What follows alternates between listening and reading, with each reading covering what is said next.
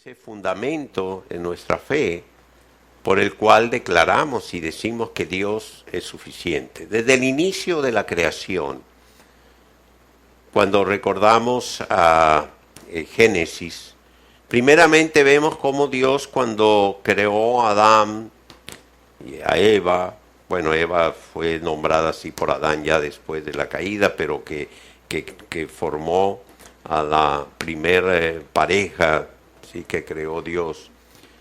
Ya le había preparado lo que conocemos como el paraíso, el Edén, lo había formado Dios, donde no hacía falta absolutamente nada, tenían todo, o sea, la suficiencia de Dios manifestado en su plan, para que allí empezase su creación. El pecado vino a alterar este plan, este propósito de Dios. Sin embargo, allí mismo, después del pecado, surgió esa primera promesa que se ha cumplido. Lo leemos en Génesis capítulo 3, versículo 15, cuando Dios le dijo a la serpiente que le pisarían la cabeza, que pondrían enemistad entre la mujer y ella, ¿recuerdan? Y que aunque él le mordiera el calcañar, le iban a pisarla. Sabemos que se cumplió allí en la cruz del Calvario cuando Cristo Jesús triunfó sobre la muerte. La primera promesa de Dios que hizo sobre ya la humanidad caída se cumplió. Así de que en estos versículos, y vamos a empezar precisamente a ver desde los inicios las promesas de Dios, pero sobre todo lo que sustenta esta declaración de que Dios es suficiente en nuestra vida y por qué, y estar allí firme en nuestro corazón. Por ejemplo, en el libro de Números, y quiero decirles que no es que sean todos los versículos, no nos daría tiempo si yo me pusiese a mencionarles todos los versículos que hablan acerca de las promesas y de lo que es Dios como fiel, etcétera, etcétera. Esto es solamente una pequeña selección, el resto ustedes van, cada vez que encuentren una promesa, una bendición en la palabra, lo tienen que atesorar, tenerla ahí presente, hacerla viva en vuestros corazones. Pero en número 23, 19 leemos, recuerden, yo uso la versión de la Biblia textual, aquí ustedes ven Reina Valera transmitida, dice así: Elohim no es hombre para que mienta. Solamente el hombre es la única criatura, el hombre, y en este caso, fuera del hombre, el único que puede mentir es el padre de mentira.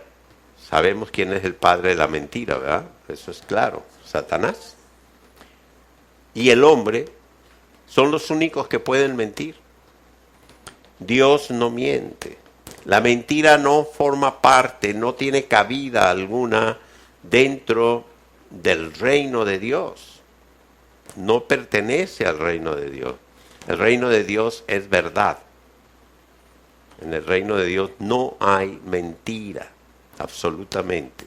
Entonces solamente el hombre puede mentir, o Satanás, llamado el padre de la mentira. ¿Sí? Dice, ni hijo de hombre para que se arrepienta. Él dijo, ¿sí? Y él pregunta aquí, Moisés, que escribió este libro, dice, ¿y no hará? O sea, nosotros podemos leer, él dijo y lo hará. ¿Sí? Todo lo que Dios dice, todo lo que sale del corazón de Dios, inspirado por Dios, que el Espíritu Santo ha revelado y que tenemos en su palabra, todo lo que Dios dice, ha dicho, se hará. Si habló, dice, ¿y no lo cumplirá? Claro que sí, todo, absolutamente. Así es de que este es uno de los primeros versículos que siempre deben de estar presentes en nosotros. Dios es verdad. Dios es verdad. Cuando leemos su palabra, toda su palabra es verdad. Cuando en la palabra conocemos a través de ella sus atributos, conocemos su carácter. Hay algunas secciones, por ejemplo, libros sapiensales, los salmos, donde leemos algunos fragmentos que son lo que el hombre responde o lo que el hombre dice, ¿sí?, a determinadas situaciones. Debemos de saber bien cuándo es Dios el que nos está hablando y cuándo es el hombre que está respondiendo, porque alguien dirá, pero ¿acaso Dios dijo muchas de las cosas que, por ejemplo, David en los Salmos dice, ¿no? Y pueden cuestionar. Debemos de saber de que hay salmos, se llaman precatorios, ya después entraremos en esos detalles, hoy no me quiero meter mucho en esto por el tiempo, pero sí entender y saber muy bien cuándo es cuando Dios está hablando a nuestra vida, qué es la palabra de Dios para nosotros, cuáles son sus promesas, cuáles son sus bendiciones, cuáles son sus pactos, cuáles son los atributos de Dios, ¿sí? Deuteronomio capítulo 7, versículo 9, dice así: reconoce que Yahvé tu Elohim es tu Dios, Dios fiel, que guarda el pacto y la misericordia con los que le aman. Miren, el pacto, un pacto requiere de una respuesta, ¿sí? Un pacto requiere, por ejemplo, nosotros estamos bajo un nuevo pacto, ¿sí? Cristo Jesús validó un nuevo pacto, selló un nuevo pacto con su sangre. Al reconocer nosotros a Cristo como Señor y Salvador, ¿qué estamos haciendo? Nosotros estamos reconociéndole a Él que Él murió para el perdón de nuestros pecados. Pero ¿cuál es el pacto? El pacto es, Dios estableció que todo aquel que crea en su corazón para justicia que Jesús murió en la cruz para el perdón de sus pecados y lo acepte como su Salvador, tendrá absolutamente vida eterna. Nace de nuevo. Entonces, ese es el pacto. La propuesta la pone Dios, ¿sí? ¿Y qué hacemos nosotros? ¿Cuál es nuestra parte para entrar en el pacto? Aceptarla.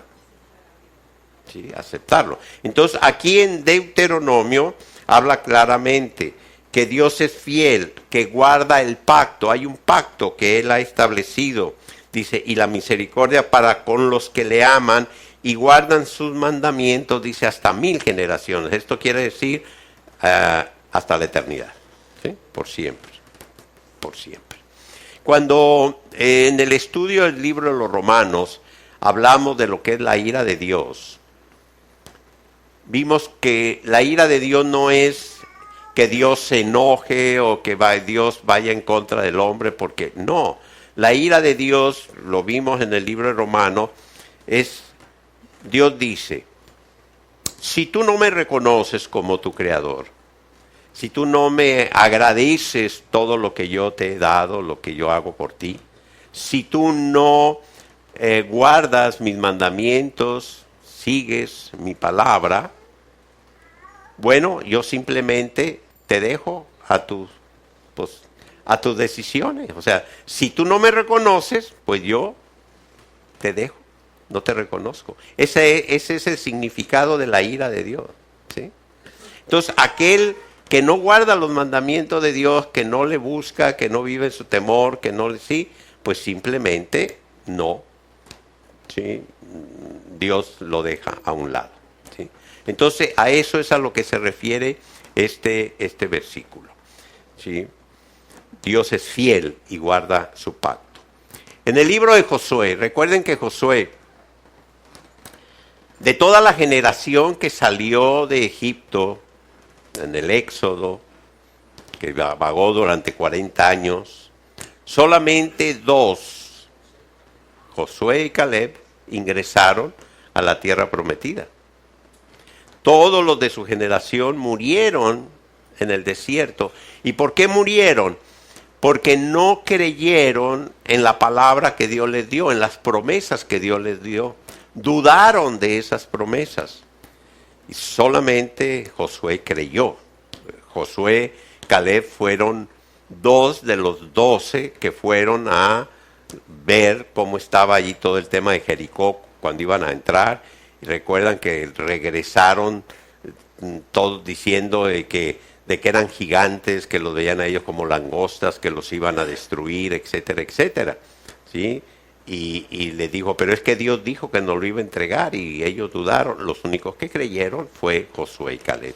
Pues Josué escribe en su libro, en el capítulo 23, versículo 14, y dice así: he aquí, yo voy por el camino de toda la tierra. Recuerden que a Josué se le dio la tarea de repartir la tierra prometida a las 12 tribus, ¿sí? Moisés no pudo ingresar a la tierra prometida, fue Josué.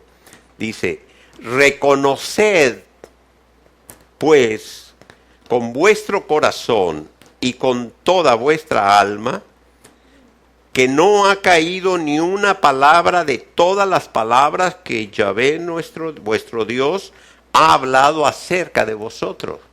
O sea, tengan la certeza, la convicción de que dice con toda vuestra alma, con todo vuestro corazón. Deben de creerlo esto, reconocerlo, que Dios ha cumplido con toda palabra que ha dado acerca de vosotros, dice Josué.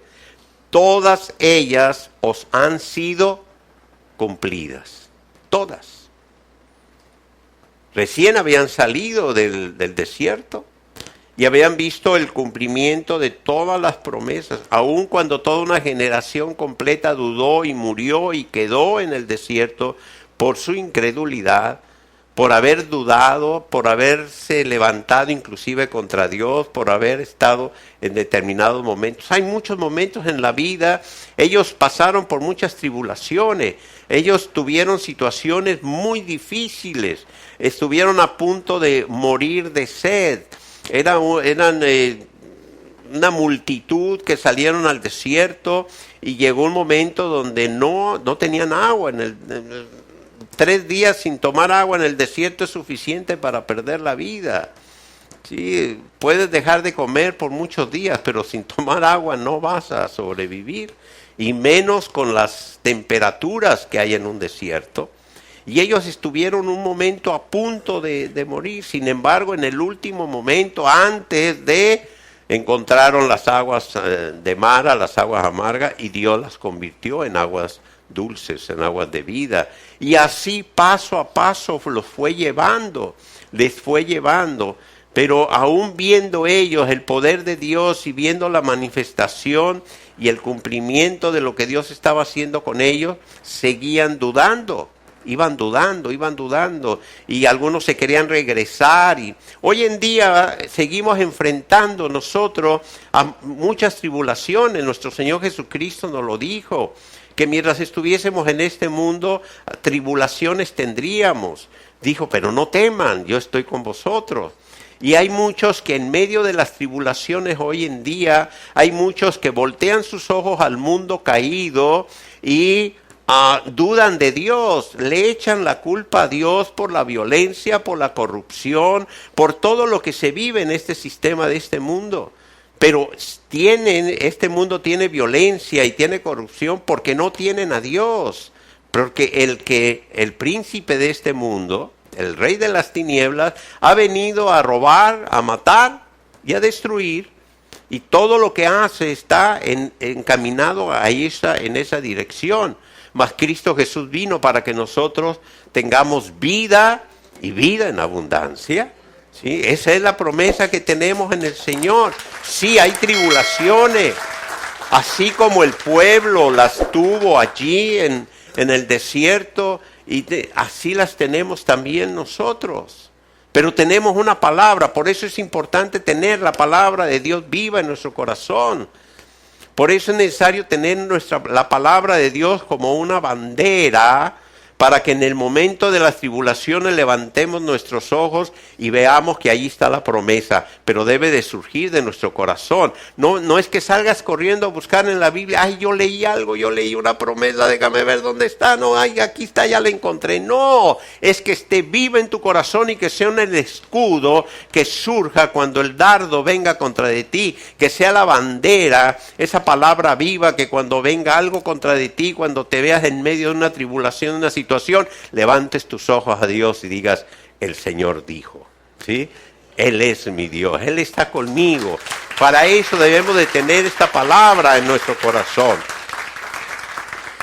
Isaías escribió en el capítulo 40, versículo 31, pero los que esperan en Yahvé tienen nuevas fuerzas. Remontan vuelo como las águilas, corren y no se fatigan, andan y no se cansan. Y no tiene que ver con lo físico solamente, ¿sí? Yo no he visto a ninguno de ustedes volar como águila por ahí. Recuerdo, no sé, Juan Manuel, si tú ibas con nosotros la vez que subimos allá a la sierra, un grupo de varones a orar. Estábamos allá en la sierra y llega uno de los que iba con nosotros, me dice, pastor, llegó todo asustado, pastor, allá está una persona, ya no está con nosotros, está allí parado en una piedra muy grande, en un risco en la orilla, y dice que se va a aventar, porque él va a volar como las águilas, porque la palabra dice que le dije, no te preocupes, vamos, allá lo vamos a encontrar abajo, a ver cómo queda. No te déjalo, ¿sí? No está hablando de eso es, bueno, los hay, de que los hay, ¿no? Pero esto está hablando de que nosotros cuando tenemos vida en el Espíritu, cuando recibimos la palabra de Dios y la escuchamos y se abren nuestros ojos espirituales, ¿cuál es la característica del águila? En el reino animal, nosotros como seres humanos, creación de Dios, somos superiores a toda la creación animal. O sea, nosotros somos superiores a cualquier animal. Muchos dicen, yo quisiera ser como el león. No, yo quiero seguir siendo el que soy. Yo soy superior a un león. Que el león tendrá muchas fuerzas, sí, pero yo soy creación de Dios. Entonces, en el mundo animal, las águilas, claro, es el ave que más alto pueden volar, ¿sí? Y mientras más alto vuelan, ¿qué pasa? Su visión se extiende. No hay nada que les estorbe. Además que tienen una visión impresionante. Pueden ver un pequeño ratón a kilómetros de distancia, ¿sí?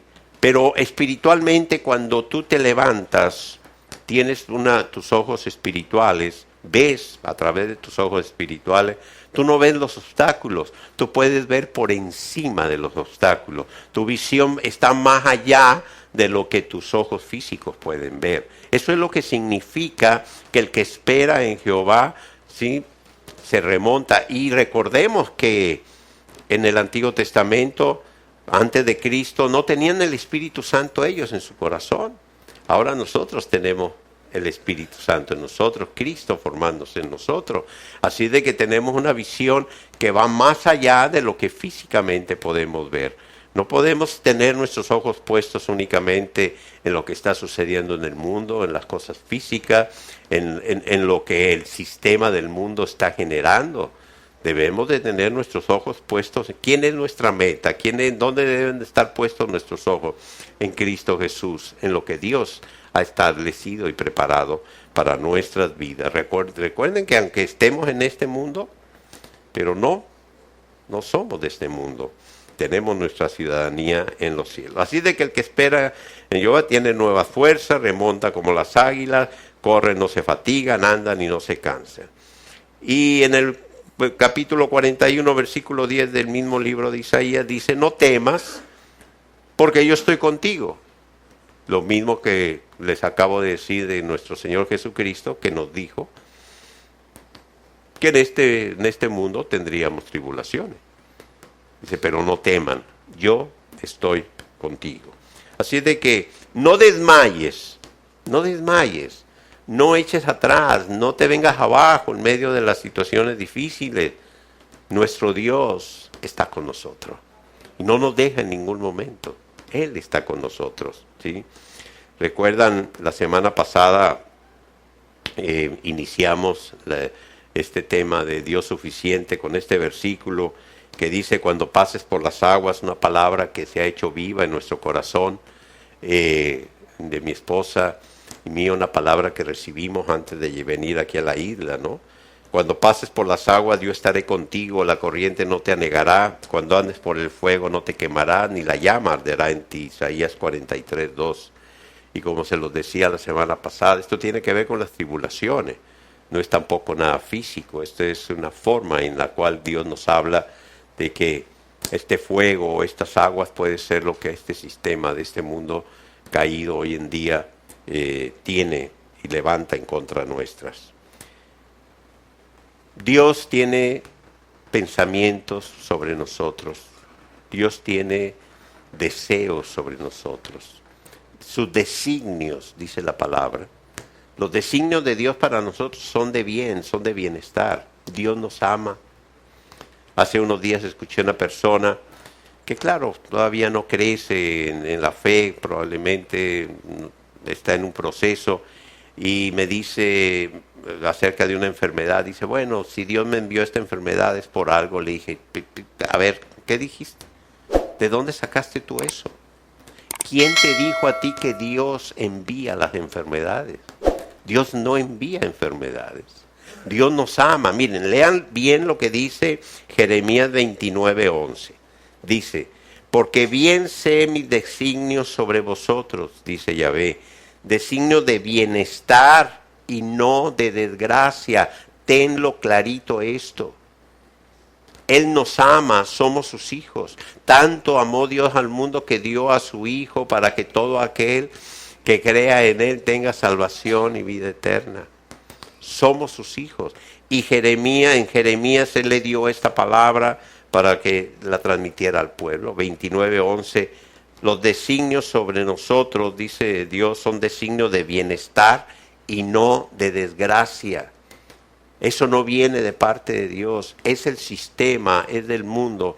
Claro, si nosotros no estamos atentos, si nuestra visión no está clara en que el mundo que está gobernado por ya sabemos quién, quiere matar, destruir, quiere robar lo que hay en nosotros. Vean ustedes lo que sucede en aquellos que no tienen a Dios. Por ejemplo, les voy a poner, ojalá que no haya aquí ningún dueño de una fábrica de esas. ¿Saben ustedes el daño que hacen, por ejemplo, unas bebidas llamadas energéticas? La cantidad de jóvenes que han perdido la vida y adultos también por tomar ese tipo de bebidas que les mantiene despiertos. Algunos se van, como dicen aquí, de rumba, pasan 2-3 días sin dormir y se la pasan, ¿sí? Y peor, ¿sí? Mezclando esas bebidas energéticas con alcohol y con otras cosas, les revienta el corazón, enferman, se dañan, una serie de situaciones. ¿Por qué se generó este tipo de bebida? Estoy poniendo un ejemplo nomás de millones de cosas que hay. ¿Saben cuántos millones de dólares producen al año los dueños de estas bebidas? La ambición por el dinero no les importa, porque ellos saben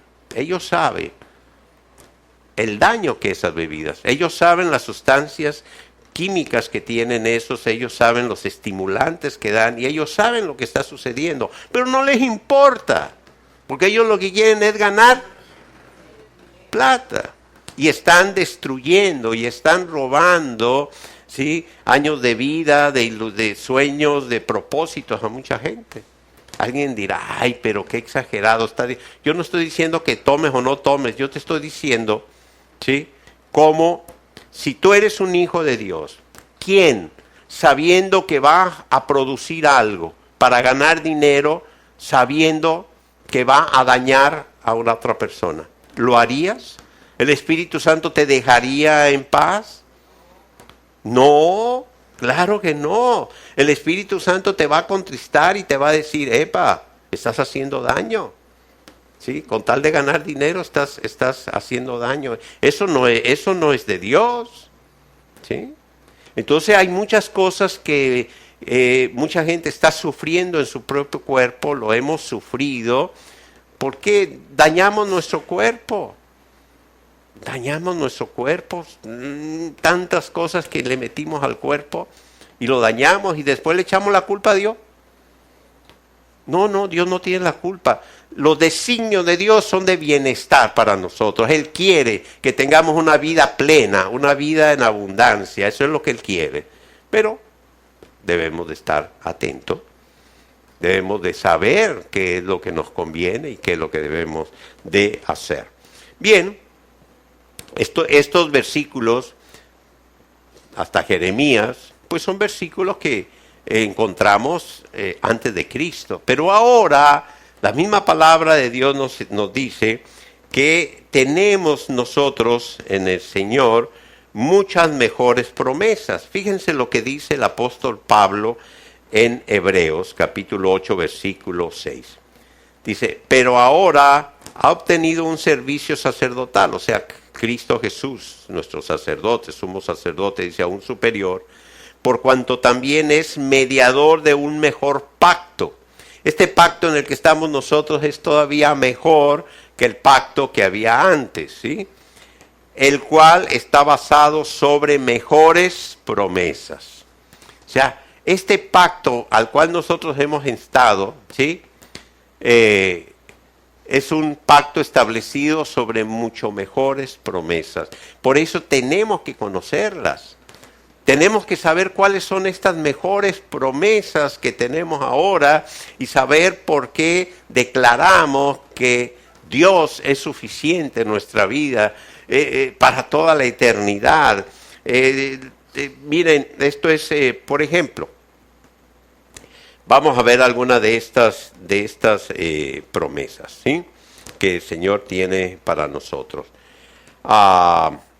Primera de Juan capítulo 3, versículo 2 y 3. Dice, amados, ahora somos hijos de Dios, dice, y aún no se ha manifestado lo que hemos de ser, pero sabemos que cuando Él sea manifestado, seremos semejantes a Él, porque lo veremos tal como es. Y todo el que tiene esta esperanza en Él, se purifica a sí mismo como Él es puro. ¿Sí? Esta es una promesa maravillosa que tenemos ahora nosotros y que debemos de guardar en nuestro corazón. Esto aviva nuestra esperanza, la esperanza viva que tenemos, que nos mantiene firmes, que nos fortalece, ¿sí?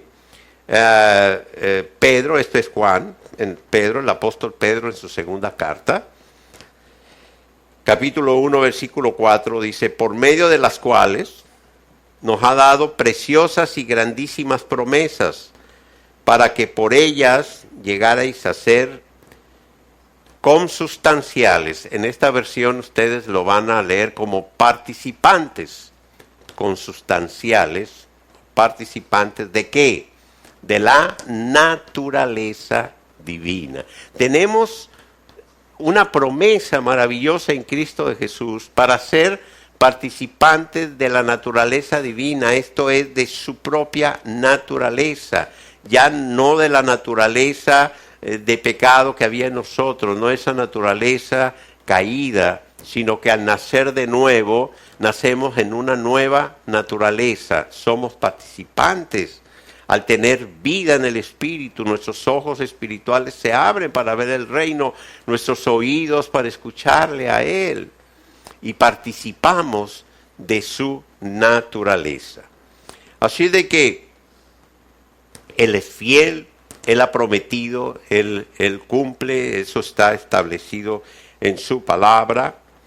¿Sí? Primera de Pedro, capítulo 5, versículo 10 dice, y el Dios de toda gracia, que os llamó a su gloria eterna en Cristo, después que padezcáis un poco de tiempo, Él mismo os perfeccionará, afirmará, fortalecerá y establecerá. ¿Y por qué es que vamos a padecer un poco de tiempo? Pues porque estamos en este mundo caído, estamos en este mundo que genera violencia, que hay corrupción, que hay mentira, estamos en este mundo, pero el Señor nos dijo que no tuviésemos temor, que Él estará con nosotros todos los días, ¿sí? Que nunca nos va a dejar.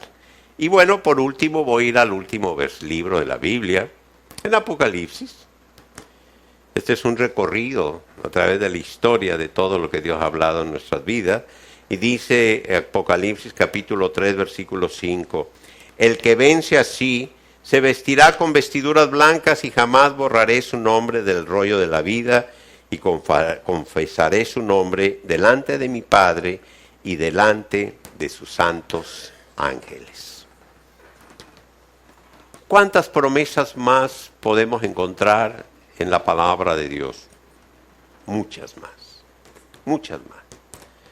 Pero como les dije hace un momento y voy a recalcar en ello, lo importante de cada promesa, lo importante de cada pacto y del contenido del pacto y de las condiciones del pacto es que estén vivas en nuestro corazón, que estén reveladas en nuestro corazón. Cuando estés leyendo la palabra y veas una promesa, detente, analízala, ve qué es lo que Dios te está hablando.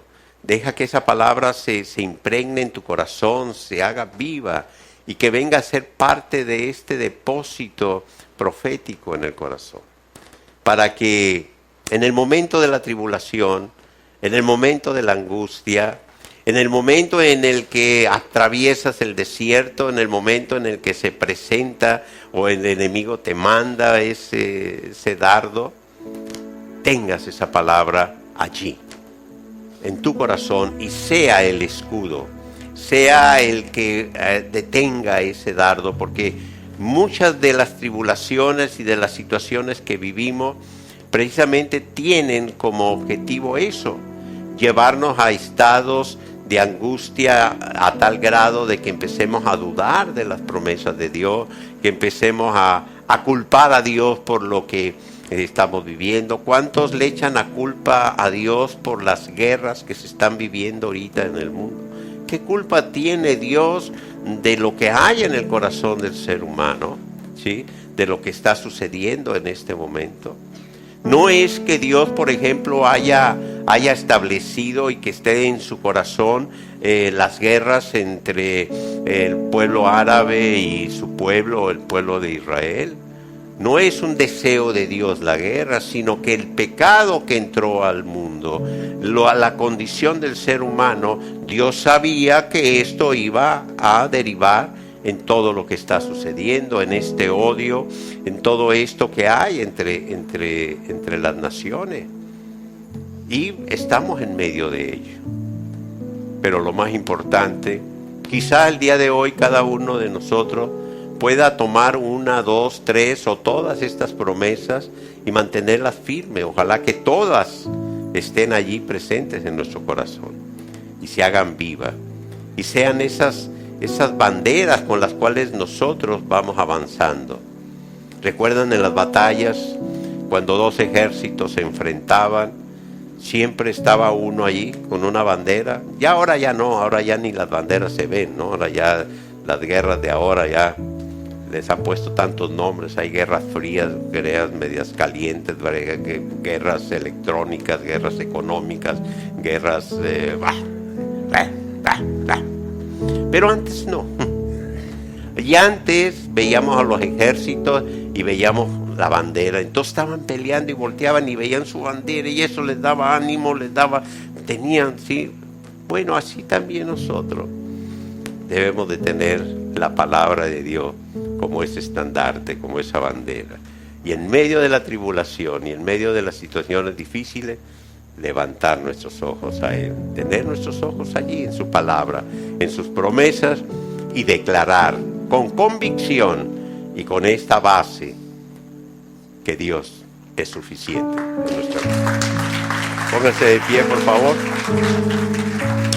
Padre, gracias por tu palabra, por tus promesas. Gracias, Señor, por estos pactos, Señor, que tú has establecido con nosotros. Gracias porque tú nos llamaste. Y si tú nos llamaste, eres fiel para hacerlo, Señor, para hacer todas las cosas que has prometido sobre nosotros. Padre, a ti te damos toda la gloria, toda la honra. Y te pedimos que sigas, oh Dios, obrando este milagro en nuestro corazón. Que sigas revelando tu palabra, que se siga haciendo viva en nosotros. Y que sea la obra de tu Espíritu Santo llevándonos, Señor, al conocimiento de la verdad. Y si alguien aún el día de hoy no ha entrado en este pacto, Señor, y tú estás tocando su corazón, llamando a su puerta, con esa promesa que diste, que todo aquel que abre la puerta de su corazón, tú entrarás a él y cenarás con él y permanecerás en él. Te pedimos que esta obra maravillosa de tu Santo Espíritu se manifieste, Señor, en el corazón de todo aquel que en este momento te entregue su vida. Tu palabra, Señor, nos enseña, nos dice que si creemos con justicia, si lo creemos en nuestro corazón, que tú diste tu vida para el perdón de nuestros pecados, si te aceptamos a ti como nuestro Salvador y te declaramos como Señor en nuestra vida, tú perdonas nuestro pecado y en ese mismo momento ocurre este maravilloso milagro del nuevo nacimiento. Gracias, Padre, por el cumplimiento de esta promesa y por este pacto, Señor, que tú has hecho con nosotros. A ti sea toda la gloria, toda la honra, en el nombre de Cristo Jesús. Amén.